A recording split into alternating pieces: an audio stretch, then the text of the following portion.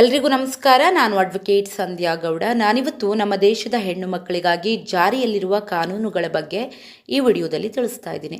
Video ನೋಡೋದಕ್ಕೂ ಮೊದಲು subscribe ಮಾಡಿಕೊಂಡು ವಿಡಿಯೋನ ನೋಡಿ. ನನ್ನ ಹೊಸ ವಿಡಿಯೋಸ್ ಬಂದಾಗ ನೋಟಿಫಿಕೇಷನ್ ಬರುತ್ತೆ.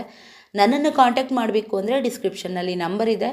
ಆನ್ಲೈನ್ ಕನ್ಸಲ್ಟೆನ್ಸಿ ಫೀಸ್ ಕೂಡ ಇರುತ್ತೆ. ಪೇ ಮಾಡಿ ಲೀಗಲ್ ಅಡ್ವೈಸನ್ನು ತಗೋಬಹುದು ಅಂತ ಹೇಳ್ತಾ ವಿಷಯನ ಸ್ಟಾರ್ಟ್ ಮಾಡ್ತಾ ಇದ್ದೀನಿ. ನಮ್ಮ ದೇಶದಲ್ಲಿ ಮಹಿಳೆಯರಿಗಾಗಿ ಇರುವ ಕಾನೂನು ಹಕ್ಕುಗಳ ಬಗ್ಗೆ ಪ್ರತಿಯೊಬ್ಬರು ಕೂಡ ತಿಳಿದಿರಲೇಬೇಕಾಗುತ್ತೆ. ಹಿಂದೂ ಉತ್ತರಾಧಿಕಾರ ತಿದ್ದುಪಡಿ ಕಾಯ್ದೆ 2005 ಸೆಪ್ಟೆಂಬರ್ 9, 2005ರಂದು ಹಿಂದೂ ಉತ್ತರಾಧಿಕಾರ ಕಾಯ್ದೆಯನ್ನು ತಿದ್ದುಪಡಿ ಮಾಡಲಾಯಿತು ಮತ್ತು ಹೆಣ್ಣು ಮಕ್ಕಳಿಗೆ ಆಸ್ತಿಯಲ್ಲಿ ಸಮಾನ ಹಕ್ಕುಗಳನ್ನು ಒದಗಿಸಲಾಯಿತು. ಗಂಡು ಮಕ್ಕಳಂತೆ ಹೆಣ್ಣು ಮಕ್ಕಳು ಕೂಡ ಸಮಾನ ಹಕ್ಕು ಮತ್ತು ಸಮಾನ ಹೊಣೆಗಾರಿಕೆಗಳನ್ನು ಹೊಂದಿರ್ತಾರೆ. ಈ ತಿದ್ದುಪಡಿಯ ಪ್ರಕಾರ ಆಸ್ತಿಯ ಹಕ್ಕನ್ನು ನ್ಯಾಯಬದ್ಧವಾಗಿ ಪಡೆದುಕೊಳ್ಳಲು ಈ ಕಾನೂನನ್ನು ಬಳಸಿಕೊಳ್ಳಬಹುದು. ನೆಕ್ಸ್ಟು ವಿಡೋ ಆ್ಯಕ್ಟ್, ವಿಧವಾ ಕಾನೂನು.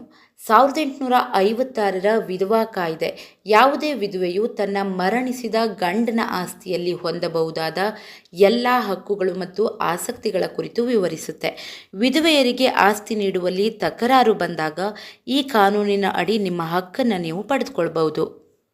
ನೆಕ್ಸ್ಟು ಡೊಮೆಸ್ಟಿಕ್ ವೈಲೆನ್ಸ್ ಆ್ಯಕ್ಟ್, ಕೌಟುಂಬಿಕ ಹಿಂಸಾಚಾರದಿಂದ ಮಹಿಳೆಯರ ರಕ್ಷಣೆ ಕಾಯ್ದೆ 2005 ಭಾರತದ ಸಂಸತ್ತಿನ ಒಂದು ಕಾಯ್ದೆಯಾಗಿದ್ದು ಕೌಟುಂಬಿಕ ಹಿಂಸೆಯಿಂದ ಮಹಿಳೆಯರನ್ನು ರಕ್ಷಿಸಲು ಜಾರಿಗೊಳಿಸಲಾಗಿದೆ. ಇದನ್ನು ಭಾರತ ಸರ್ಕಾರ ಮತ್ತು ಮಹಿಳಾ ಮತ್ತು ಮಕ್ಕಳ ಅಭಿವೃದ್ಧಿ ಸಚಿವಾಲಯ 26 ಅಕ್ಟೋಬರ್ 2006ರಂದು ಜಾರಿಗೆ ತಂದಿತು. ನೆಕ್ಸ್ಟು ರಾಷ್ಟ್ರೀಯ ಮಹಿಳಾ ಆಯೋಗ ಕಾಯ್ದೆ, ಜನವರಿ 31, 1992ರಂದು ಸಂಸತ್ತಿನ ಕಾಯ್ದೆಯ ಮೂಲಕ ಭಾರತ ಸರ್ಕಾರವು 1990ರ ರಾಷ್ಟ್ರೀಯ ಮಹಿಳಾ ಆಯೋಗದ ಕಾಯ್ದೆಯಡಿಯಲ್ಲಿ ರಾಷ್ಟ್ರೀಯ ಮಹಿಳಾ ಆಯೋಗವನ್ನು ಸ್ಥಾಪಿಸಿದೆ. ಆಯೋಗದ ಪ್ರಾಥಮಿಕ ಆದೇಶ ಮಹಿಳೆಯರ ಹಕ್ಕುಗಳನ್ನು ರಕ್ಷಿಸುವುದು. ಯಾವುದೇ ಮಹಿಳೆ ತನ್ನ ಸಮಸ್ಯೆಗೆ ಸಂಬಂಧಿಸಿದಂತೆ ಇಲ್ಲಿ ದೂರನ್ನು ಸಲ್ಲಿಸಬಹುದಾಗಿದೆ. National commission for women act ಉದ್ದೇಶವು ಮಹಿಳೆಯರ ಸ್ಥಿತಿಯನ್ನು ಸುಧಾರಿಸುವುದು ಮತ್ತು ಅವರ ಆರ್ಥಿಕ ಸಬಲೀಕರಣಕ್ಕಾಗಿ ಕೆಲಸವನ್ನು ಮಾಡುವುದು. ನೆಕ್ಸ್ಟು ಮಹಿಳಾ ಸುರಕ್ಷತಾ ಕಾನೂನು. ದೇಶದಲ್ಲಿ ಲೈಂಗಿಕ ಶೋಷಣೆಗೆ ಸಂಬಂಧಿಸಿದಂತಹ ಕಾನೂನುಗಳನ್ನು ಇನ್ನಷ್ಟು ಕಠಿಣಗೊಳಿಸುವ ಉದ್ದೇಶದಿಂದ ಈ ಕಾನೂನನ್ನು ತರಲಾಗಿದೆ. ಮಹಿಳಾ ಸುರಕ್ಷತೆ ಕಾನೂನು ಅಡಿಯಲ್ಲಿ ಮಹಿಳೆ ತನ್ನನ್ನು ಹಿಂಬಾಲಿಸುವ ವ್ಯಕ್ತಿಯ ವಿರುದ್ಧ ದೂರನ್ನು ದಾಖಲಿಸಬಹುದಾಗಿದೆ. ನೆಕ್ಸ್ಟು ಪೋಕ್ಸೋ ಕಾಯ್ದೆ. ಪೋಕ್ಸೋ ಎಂದರೆ ಲೈಂಗಿಕ ಅಪರಾಧಗಳಿಂದ ಮಕ್ಕಳ ರಕ್ಷಣಾ ಕಾಯ್ದೆ. ಮಕ್ಕಳ ಸುರಕ್ಷತೆಗಾಗಿ ಈ ಕಾನೂನುಗಳನ್ನು ಮಾಡಲಾಗಿದೆ. ಈ ಕಾನೂನನ್ನು 2012ರಲ್ಲಿ ಜಾರಿಗೆ ತರಲಾಯಿತು. ಈ ಕಾನೂನು 18 ವರ್ಷಕ್ಕಿಂತ ಕಡಿಮೆ ವಯಸ್ಸಿನ ಹುಡುಗ ಮತ್ತು ಹುಡುಗಿಯರಿಬ್ಬರಿಗೂ ಕೂಡ ಅನ್ವಯಿಸುತ್ತೆ. ನೆಕ್ಸ್ಟು ಡೌರಿ ಪ್ರಾಹಿಬಿಷನ್ ಆ್ಯಕ್ಟ್ 1961 ವರದಕ್ಷಿಣೆ ನಿಷೇಧ ಕಾಯ್ದೆ. ವರದಕ್ಷಿಣೆಯನ್ನು ತೆಗೆದುಕೊಳ್ಳುವ ಅಥವಾ ಕೊಡುವ ಪದ್ಧತಿ ಭಾರತದಲ್ಲಿ ವರ್ಷಗಳಿಂದ ನಡೆದುಕೊಂಡು ಬಂದಿದೆ. ವರನ ಕುಟುಂಬವು ಸಾಮಾನ್ಯವಾಗಿ ವಧು ಮತ್ತು ಅವಳ ಕುಟುಂಬದಿಂದ ವರದಕ್ಷಿಣೆಯನ್ನು ಕೇಳುತ್ತೆ.